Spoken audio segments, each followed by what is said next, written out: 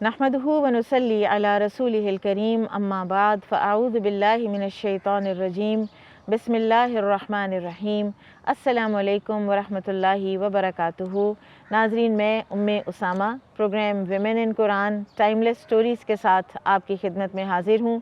मेरे साथ मेरी अज़ीज़ साथी हैं सुबुल सरमद, जो कि एक दीनी इदारे के बच्चों के तरबियत के प्रोग्राम की इंचार्ज हैं, IT डिपार्टमेंट की भी इंचार्ज हैं और बहुत बहुस्न खूबी अपनी ज़िम्मेदारी निभाती हैं।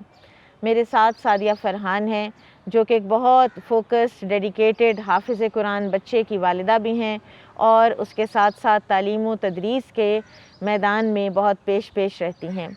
मेरे साथ फ़रा बशीर हैं, जो कि एक इंजीनियर हैं, आर्किटेक्ट हैं बाय प्रोफेशन और उसके साथ साथ एक दीनी इदारे के IT डिपार्टमेंट की इंचार्ज भी हैं और बहुत हम मुस्तफ़ीद होते हैं इनकी खिदमात से। मेरे साथ राबिया कलीम हैं, ये भी बहुत फोकस्ड बहुत डेडिकेटेड मदर हैं। इनके एक बेटे ने भी माशाल्लाह कुरान हिफ्ज़ कर रखा है और उसके साथ साथ ये एक दीनी इदारे की एक ब्रांच की इंचार्ज भी हैं और बहुत अच्छा मुतालिया है इनका मुआशरे के रवैयों पर। नाज़रीन, बाज़ लोग होते हैं कि जिनकी ज़िंदगी का कैनवस इतना बड़ा होता है कि उसको ब्रीफ़ करते करते भी इंसान समझ नहीं पाता कि किस चीज़ को रखे और किस चीज़ को ओमिट करे। सईदा आयशा रज़ियल्लाहु ताला अन्हा का भी यही मामला है कि उनके बारे में हमें इतना कुछ सीखने को मिलता है उनकी हस्ती से कि इंसान समझ नहीं पाता कि हम कैसे उसको कन्फ़ाइन करें अपने लिमिटेड टाइम में। लेकिन आज हम सिर्फ़ उनके कुछ मनाकिब के बारे में बात करेंगे और फिर मैं चाहूँगी कि मेरी साथी आयशा रज़ियल्लाहु अन्हा के मनाकिब के हवाले से कुछ रिफ़्लेक्ट करें। नाज़रीन, सईदा आयशा के साथ रसूलुल्लाह सल्लल्लाहु अलैहि वसल्लम की मोहब्बत इतनी वेल नोन थी कि बाज़ औक़ात दूसरी उम्महातुल मोमिनीन नबी सल्लल्लाहु अलैहि वसल्लम से कोई बात मनवाना या खफगी को दूर करना होता तो सईदा आयशा रज़ियल्लाहु अन्हा ही को इस्तेमाल करती। और इसी तरह से अंसार ने जब कोई तोहफ़ा भेजना होता तो वो सईदा आयशा रज़ियल्लाहु अन्हा की बारी का इंतज़ार करते कि उनकी बारी के दिन हम रसूलुल्लाह सल्लल्लाहु अलैहि वसल्लम को तोहफ़ा भेजें। बहरहाल रसूलुल्लाह सल्लल्लाहु अलैहि वसल्लम उस तोहफ़े में से तमाम उम्महातुल मोमिनीन का हिस्सा फिर भी निकालते थे। नाज़रीन, आयशा रज़ियल्लाहु अन्हा के फ़ज़ाइल व मनाकिब से पहले मैं एक बात करना चाहूँगी और वो है नबी सल्लल्लाहु अलैहि वसल्लम के हुजरात के हवाले से कि हमें जो डिटेल्स मिलती हैं नबी सल्लल्लाहु अलैहि वसल्लम के हुजरात की, उसमें फिर हमें आजकल जो साइकोलॉजी में कॉन्सेप्ट है मिनिमलिज़म का कि जितनी आपके पास कम चीज़ें होंगी, जितना आप कम चीज़ें होल्ड करेंगे, उतना ही आपका माइंड भी कम क्लटर्ड होगा। वरना आपका जितना ज़्यादा घर भरा हुआ है, बाज़ औक़ात तो हमने अपने घरों को बाकायदा आर्ट गैलरी के तौर पर हमने सजा रखा होता है, तो उतना ही हमारी थॉट्स भी क्लियर नहीं होती और उतने ही हम दुनिया के अंदर और ज़्यादा फंसते चले जाते हैं। तो नबी सल्लल्लाहु अलैहि वसल्लम का बेयर मिनिमम जो एक लाइफस्टाइल था ना, वो हमें ज़रूर पढ़ना चाहिए और उससे ज़रूर हमें सीखना चाहिए। मैं चाहूँगी कि लेटर ऑन आप में से कोई मिनिमलिज़म पर ज़रूर रिफ़्लेक्ट करे।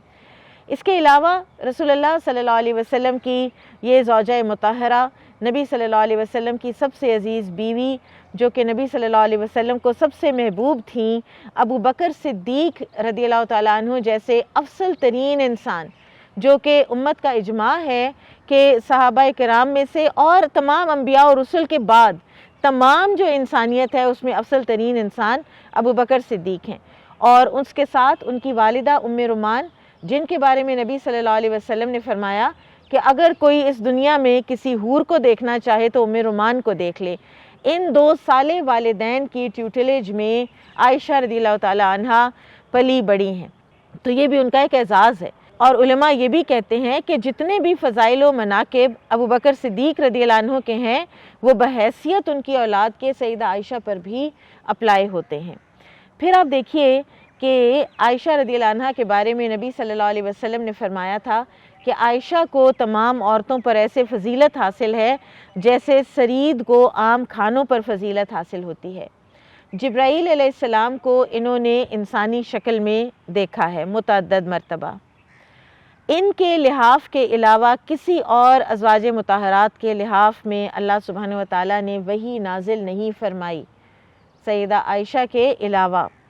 फिर इसी तरह से ये वो वाहिद ज़ौजा हैं कि जिनका इससे पहले किसी और से निकाह نہیں ہوا ہوا تھا، باقی تمام یا بیوائیں تھیں، شہیدوں کی بیویاں تھیں، ان کے دونوں والدین مہاجر تھے۔ پھر یہ فرماتی ہیں اپنے فضائل میں، خود یہ فرماتی ہیں سیدہ کہ نبی صلی اللہ علیہ وسلم نے وفات کے وقت میری باری کے دن، جو ویسے بھی میری باری کا دن ہونا تھا، میرے حجرے میں بین سحری و نہری، میرے سینے اور شہرک کے درمیان پریکٹیکلی انہوں نے نبی صلی اللہ علیہ وسلم کو اپنے ساتھ لگا کر پیچھے بیٹھی ہوئی تھیں اور ایسے حق کیا ہوا تھا۔ اس سے ان کی دلیری بھی پتہ چلتی ہے۔ ایک بہت ہی بہادر انسان ہو تو وہ پینک ہوئے بغیر ان لمحات میں یہ سب کچھ کر پائے۔ اور اس وقت نبی صلی اللہ علیہ وسلم کی طبیعت شناسی اتنی تھی ان کے اندر کہ اس وقت نبی صلی اللہ علیہ وسلم نے ان کے بھائی عبد الرحمن بن ابی بکر کے ہاتھ میں مسواک دیکھی اور اس کو ذرا سٹیئر کیا تو ان کو سمجھ آ گئی، اور انہوں نے پوچھا اور پھر ان سے مسواک لے کر توڑ کے چبا کے اور نبی صلی اللہ علیہ وسلم کو دی۔ تو فرماتی ہیں کہ وقت وفات اللہ تعالیٰ نے میرا لعاب نبی صلی اللہ علیہ وسلم کے لعاب کے ساتھ ملا دیا۔ یہ بھی ڈیفینیٹلی سیدہ کے فضائل میں سے ہے۔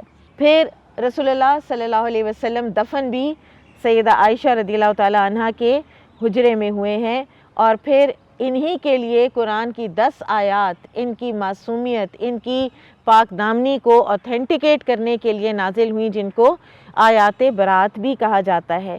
پھر یہ خلیفۃ الرسول اور دوست کی بیٹی ہیں، اور ابو بکر رضی اللہ تعالیٰ عنہ تو وہ ہستی ہیں کہ جن کے بارے میں آپ کو یاد ہوگا سیرہ میں کہ جب انہوں نے ہجرت کا ارادہ کر لیا تو ابن الدغنہ ان کو واپس لے گئے اور کہا کیا تھا کہ آپ یتیموں کا خیال رکھتے ہیں، آپ بیواؤں کی مدد کرتے ہیں، ایگزیکٹ سیم ورڈز جو کریکٹر ٹریٹ سیدہ خدیجہ رضی اللہ عنہ نے نبی صلی اللہ علیہ وسلم کی بتائی تھیں۔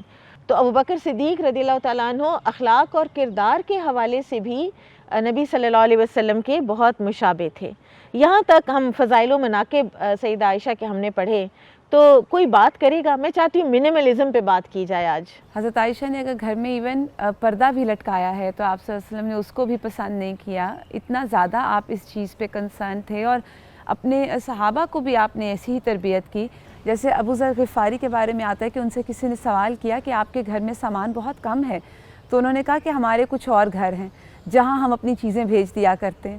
تو صحابہ اکرام سبحان اللہ اتنے سمجھدار تھے کہ وہ آپ صلی اللہ علیہ وسلم کے لائف سٹائل کو دیکھ کے وہ سمجھ گئے تھے کہ ہمارا لائف سٹائل ایگزیکٹلی کیسا ہونا چاہیے۔ اب اس کو اگر ہم دیکھیں، مجھے اس میں رسول اللہ صلی اللہ علیہ وسلم کی ایک حدیث بھی یاد آئی تھی کہ آپ صلی اللہ علیہ وسلم نے بھی فرمایا تھا نا کہ مجھے یہ ڈر ہے کہ دنیا تم پر کشادہ کر دی جائے گی، اور پھر وہ ہوا۔ اور آپ دیکھیے کہ آج امت میں جو جن کے پاس مال ہے اور جو سپینڈ کرنے کے حالات ہیں، اور پھر اس میں جو اکٹھا کرنے کا، جیسے ابھی آپ نے شروع میں کہا کہ گھر ہمارے جو ہیں وہ بالکل ایک آرٹ گیلری کا نمونہ ہے۔ مجھے تو اب ایسے لگتا ہے جیسے واش رومز بھی جو ہیں وہ ڈرائنگ رومز کی مانند بنا دیے گئے، اور اس کے اندر جو گولڈ کا استعمال ہے، اگر آپ تھوڑا سا آگے دوسرے کلچرز میں جا کے دیکھیں تو وہ گولڈ پلیٹڈ ٹیپس ہیں اور پتہ نہیں کیا ایون سونے چاندی کے برتن بھی ہیں، اور پھر آپ اس میں چلیں وہ تو سونے چاندی کی بات ہے، اس میں جو ابھی پھر برانڈز کا جو ایک برانڈ کانشیس ہونا، اور پھر برانڈز کی کراکری، اس نے پھر کتنا زیادہ ظلم کیا ہے۔ اور اسی سلسلے میں اگر ہم دیکھیں تو رسول اللہ صلی اللہ علیہ وسلم نے یہ بھی فرمایا کہ تم دنیا میں اس طرح رہو جیسے کوئی مسافر ہوتا ہے۔ تو وہ مسافر کو اگر ہم ذہن میں رکھیں تو اگر آپ سفر کر رہے ہیں اور آپ ٹرانزٹ میں کسی جگہ پر اترے ہیں تو آپ وہاں بیٹھے تو نہیں رہتے نا، آپ کو پتہ ہے کہ آپ کو آگے جانا ہے اور آپ کو اپنی منزل پہ پہنچنا ہے۔ اصل میں ہم نے اپنا یہ مقصد مجھے لگتا ہے گم کر دیا، اور پھر اس کے بعد مجھے ایسے لگتا ہے کہ اس کے نقصانات جو اب دیکھنے میں آ رہے ہیں، وقت کا ضیاع، کیونکہ آپ جب ایسے گھر بنائیں گے تو پھر وہ گھر آپ کے لیے نہیں ہوتے، آپ گھروں کے لیے ہوتے ہیں، آپ اس گھر کو سرو کر رہے ہیں، ہر وقت اس کی صفائی، یعنی آپ در و دیوار کی خدمت میں لگے ہوئے ہیں، مین پاور بھی چاہیے، اس کے لیے مین پاور چاہیے، تو پھر مال کا ضیاع۔ اور پھر آپ کو جب لوگوں کے سامنے اپنا گھر پریزنٹیبل اس لیول کا رکھنا ہے تو اس کے لیے آپ کو کتنا سپینڈ کرنا ہے، آپ کو ان کی ڈیکوریشن میں، آپ کو اس کے جو ایون آپ دیکھیے ڈیکوریشن پیسز کی کیا کیا قیمتیں ہیں۔ اور اس کے بعد مجھے ایسے لگتا ہے کہ جو مہنگائی کا فتنہ اس وقت دنیا میں پھیلا ہوا ہے، آل آف دا ورلڈ، یہ جو مہنگائی کا فتنہ ہے اس نے کتنا ڈیمیج کیا، اور ان حالات میں اگر ہم ان چیزوں پر اسراف کریں تو وہ بھی پھر جواب دے، پھر غریب امیر کا فرق کیسے ختم ہوگا؟ اور پھر اس میں مجھے بہت ہی خوبصورت دعا رسول اللہ صلی اللہ علیہ وسلم کی لگتی ہے جو آپ نے مانگی، آپ نے حب المساکین مانگا ہے، کیونکہ حب المساکین تو اللہ سبحانہ تعالیٰ کی محبت کو کھینچ لانے کا باعث ہے۔ تو اس کے پھر علاج میں ہمیں کیا کرنا ہے کہ اپنی ضروریات کو کم کریں اور اس سے پہلے اپنی خواہشات کو ہم کم کریں. اور پھر اس خواہشات کو ہم کیسے کم کریں گے؟ جب ہم دین سے جڑیں گے اور ہم رسول اللہ صلی اللہ علیہ وآلہ وسلم اور صحابہ کے لائف سٹائل کو پڑھیں گے. پھر ہمیں پتہ چلے گا کہ وہ لوگ کیسے. اب یقین کریں آپ جیسے یہ پڑھ رہے تھے تو میں یہ سوچ رہی تھی کہ ہمارے تو سر ہی نہ اٹھیں شرم سے جو ہمارے لائف سٹائلز ہو چکے ہیں. اور پھر اس کے بعد یہی چیز ہے جو ہم اگلی نسلوں کو دے رہے ہیں. اور پھر اس کا رزلٹ کیا ہوگا کہ سستی, کاہلی اور سیلفشنس اور آرام طلبی جو ہے وہ بہت اس میں سامنے آئے گی. یعنی ہمیں بہت سوچنا چاہیے, ہمیں بہت ری تھنک کرنے کی ضرورت ہے. جزاک اللہ خیر. ناظرین, ہمیں منیمم پر زندہ رہنے کی بہت ضرورت ہے تاکہ ہم اللہ تعالیٰ کے ہاں سرخرو بھی ہو سکیں اور قیامت کے دن شرمندہ ہونے سے بھی بچ سکیں. اللہ سبحانہ و تعالیٰ ہمیں حج پر لے جاتے ہیں, ہماری ٹریننگ کرواتے ہیں اور ہمیں دکھا دیتے ہیں کہ ہم انسان منیمم پر کس طرح زندہ رہ سکتے ہیں, اور تب بھی ہمیں تمام ضروریات ہماری پوری ہو رہی ہوتی ہیں. تو عیش کوش جو ہے وہ ایک مومن کی زندگی نہیں ہوتی. یہاں ہم لیتے ہیں چھوٹا سا ایک بریک, ہمارے ساتھ رہیے گا.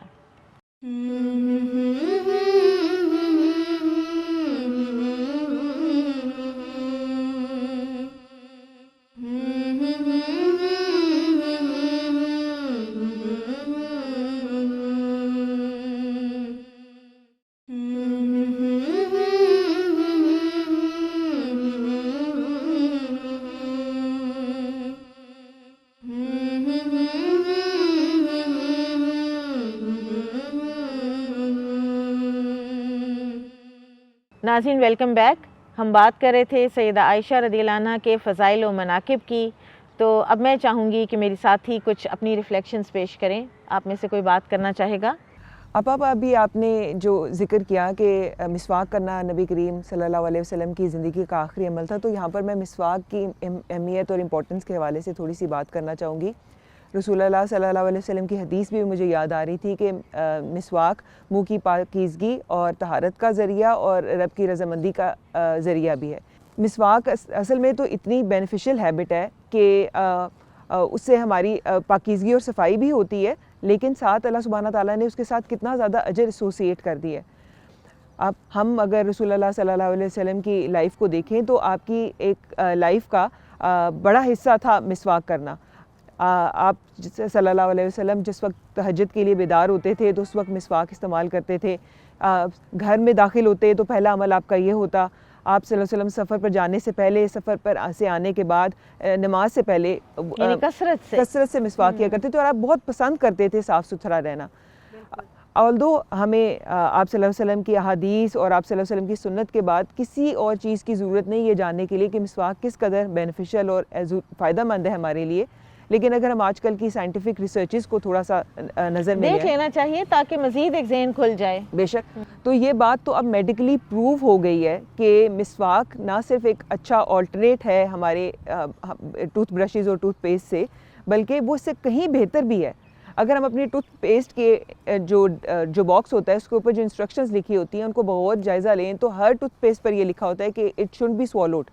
اور یہ کیمیکل ہے بیسیکلی, ہاں, اور ہارمفل کیمیکلز ہیں جو کہ اگر ہم سوالو کر لیں تو وہ ہمارے لیے نقصان دہ ہو سکتے ہیں. جس کے اوپر ہربل لکھا ہوا بھی ہوتا ہے تو اس کے اوپر جو کوڈ ہے وہ تو کیمیکل کا ہی لگا ہوا ہوتا ہے. بے شک. اور اس میں اگر ہم کیمیکل کمپوزیشن دیکھ لیں مسواک کی کہ مسواک کے اندر کیا موجود ہے, تو یہ اب تھیریز اور جو ہماری ریسرچز ہیں انہوں نے یہ ثابت کیا ہے کہ مسواک کے جو فائبر ہے اس کے اندر ایسے موجود ہیں کانٹینٹس جو کہ منہ کو کلینز کرتے ہیں. اس کے علاوہ جو منہ کے اندر جو ہمارے جراثیم پیدا ہوتے ہیں, بیکٹیریا پیدا ہوتے ہیں, اس مسواک کے اندر وہ سیٹسٹرول بی نام کا ایک کمپوننٹ ہوتا ہے جو کہ ان کو کل کرتا ہے. اس کے علاوہ آئی واز امیزڈ کہ صرف یہ ہمارے دانتوں کی نہیں, ہمارے جو گمز ہیں ان کی حفاظت بھی کرنے کے اس کے اندر ایلیمنٹس موجود ہیں. اس کے علاوہ جو یہ گمز کی بلیڈنگ کو روکتا ہے. اور سبحان اللہ, I was baffled by the fact کہ اس کے اندر اللہ سبحانہ تعالیٰ نے ایسے اسٹیریلائزنگ ایلیمنٹس رکھے ہوئے ہیں کہ منہ کے جو وونڈز ہیں ان کو بھی ہیل کرنے میں یہ مدد دیتا ہے. سبحان اللہ, ڈس انفیکٹنٹ بہت ہی زبردست قسم کا. بے شک. اور سوڈیم اس کے اندر موجود ہے جو کہ منہ کی بو کو مارتے ہیں. اس کے علاوہ اس کے اندر کیلشیم, فاسفورس, آئرن اور وائٹامن سی موجود ہے. اس کو یعنی کہ جو کہ پرفیکٹ ایک اورل ہائیجین کا ٹول بناتے ہیں. اور بیسٹ مسواک کون سی ہوتی ہے؟ نبی کریم صلی اللہ علیہ وسلم کی اپنی عادت بھی تھی کہ آپ صلی اللہ علیہ وسلم عرق کی مسواک کو پسند کیا کرتے تھے، اور اب یہ ریسرچ نے ثابت کیا ہے کہ عرق کی مسواک کے اندر یہ سارے کمپوننٹس پرفیکٹ کمبینیشن میں موجود ہیں. لیکن اس کا یہ مطلب نہیں کہ ہم عرق کی مسواک اویلیبل نہ ہو تو ہم نہیں کر سکتے کوئی اور مسواک یوز. کسی بھی نون درخت کی مسواک یوز کی جا سکتی ہے، نیم کی بھی کی جاتی ہے، ایون وہ نرم سی زیتون کی بھی ملتی ہے. بالکل، بچوں کو عادت ڈالنی ہو تو اس سے ڈالی جا سکتی ہے. بالکل آپ درست فرما رہی ہیں. اور اس میں یہ ہے کہ اگر ہم دیکھیں کہ نبی کریم صلی اللہ علیہ وسلم کی وہ مجھے حدیث بھی ہے کہ جس میں عبداللہ بن مسعود یہ کہتے ہیں کہ میں نبی کریم صلی اللہ علیہ وسلم کے لیے عرق کی مسواک جو ہے نا وہ لایا کرتا تھا، کیونکہ آپ صلی اللہ علیہ وسلم اس کو پسند فرماتے تھے. اور اس کا استعمال کا طریقہ کچھ اس طرح ہے کہ آپ اس کو پہلے تو واش کریں اور اس کو صرف ایک ٹپ اس کی استعمال کریں، دونوں سائڈز مت استعمال کریں. اور جب آپ اس کو استعمال مقصود ہو تو آپ اس کو اگر سخت ہے وہ مسواک تو آپ اس کو پہلے پانی میں ڈپ کر کے نرم بھی کر سکتے ہیں، پھر آپ اس کو چو کر کے تو اس کے برسل سے فارم ہو جاتے ہیں ٹوتھ برش جیسے، اور پھر آپ اس کو رب کریں اپنے دانتوں پر اوپر نیچے تاکہ آپ اسے اورل ہائیجین اپنی اچیو کر سکیں. اور ہمیں اس سلسلے میں نبی کریم صلی اللہ علیہ وسلم کی وہ حدیث یاد رکھنی چاہیے کہ آپ صلی اللہ علیہ وسلم نے فرمایا کہ اگر مجھے امت کی تکلیف کا خیال نہ ہوتا تو میں ہر نماز سے پہلے انہیں مسواک کرنے کا حکم دیتا. سبحان اللہ، سبحان اللہ. تو ہمیں اب اس سنت کو فالو کر لینا چاہیے اور نبی صلی اللہ علیہ وسلم کے ہی نقش قدم پر چلنا چاہیے. جزاک اللہ خیر، بہت شکریہ. آپ نے ایک بہت ہی ایک ایسی فارگوٹن سنہ کی طرف ہماری رہنمائی کی ہے کہ آپ دیکھیں کہ نبی صلی اللہ علیہ وسلم تو میں نے ایک جگہ پڑھا تھا کہ حلق تک بھی اپنا صاف کرتے تھے مسواک کے ساتھ. تو پلاسٹک کے ٹوتھ برش کو تو آپ حلق تک نہیں لے جا سکتے، تو یہ کہاں تک انسان کو جو ہے وہ اندر سے ڈس انفیکٹ کر دیتی ہے، اینٹی سیپٹک ہے باقاعدہ پورا. جزاک اللہ خیر، بہت بہت شکریہ.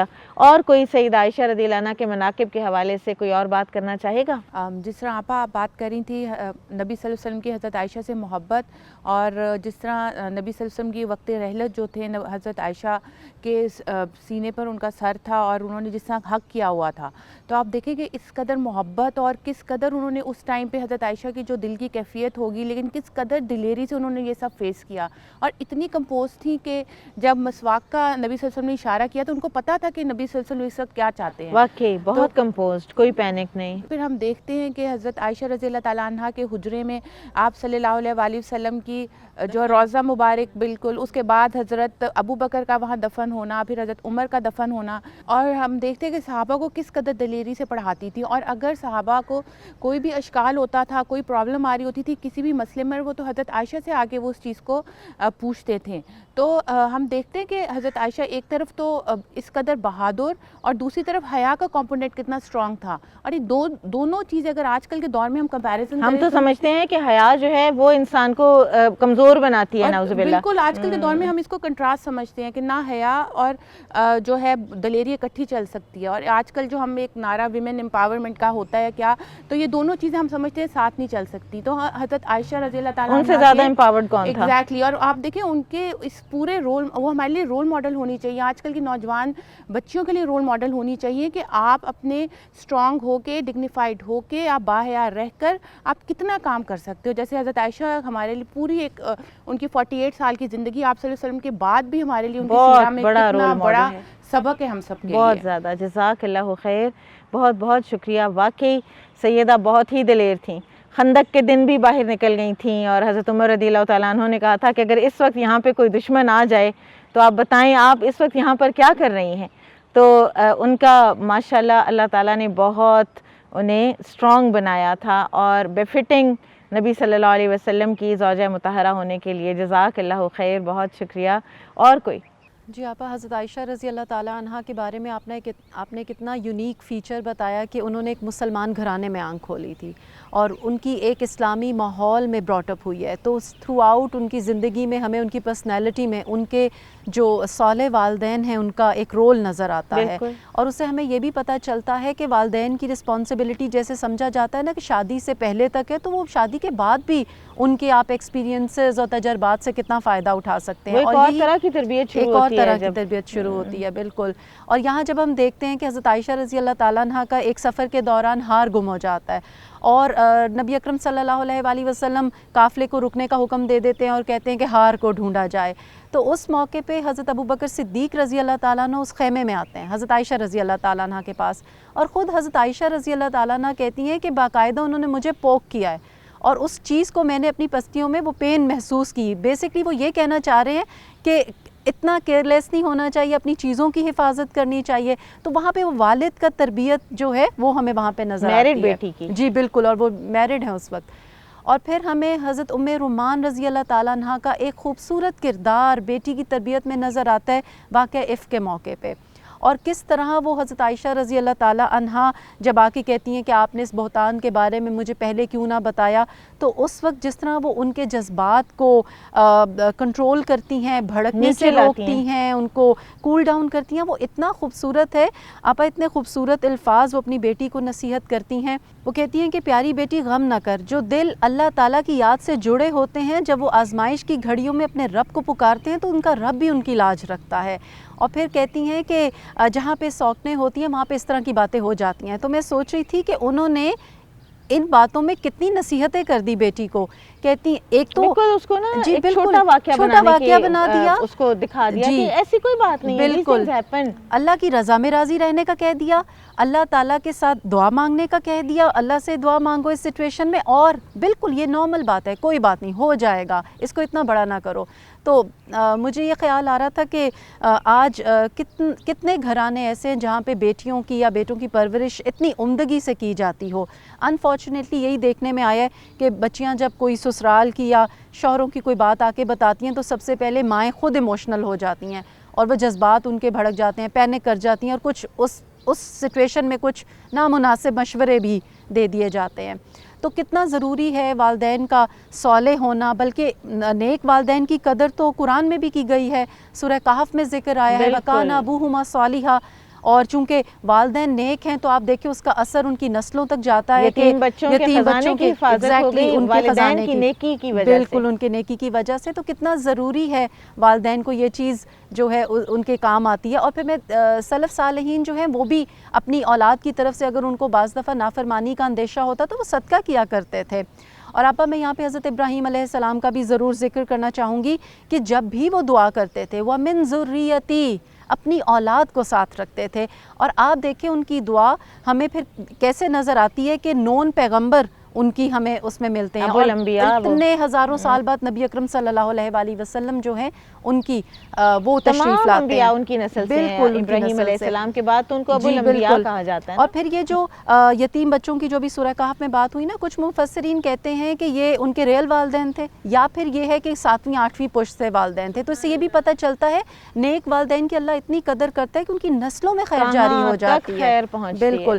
تو آج کے والدین کے لیے اس میں بہت بڑا لیسن ہے، اور بعض دیکھا گیا ہے کہ بعض والدین بچوں کی نافرمانی سے انہیں کہنا چھوڑ دیتے ہیں، ان کو نصیحت نہیں کرتے، لیکن ہمیں جو بات پتہ چلتی ہے وہ یہی ہے کہ اگر آپ کی نیت سچی ہے، اگر آپ نیک نیتی سے ان کو نصیحت کرتے رہیں تو اللہ تعالیٰ آپ کی کہی ہوئی باتوں کی لاج رکھے گا اور اس کو آپ کی نسلوں میں خیر جاری کرنے کا باعث جو ہے۔ بہت ہی اچھا کنیکشن آپ نے ہمیں بنا کر دکھایا کہ بعض اوقات ہوتا ہے کہ والدین دن رات ایک کر کے اپنا خون پسینہ بہا کے بچوں کے لیے کما کے لاتے ہیں، اور اس کے بعد جب اولاد اگر نافرمان ہو تو پھر وہ کتنا بڑا ایک لٹرلی ناسور بن جاتی ہے ان کے لیے۔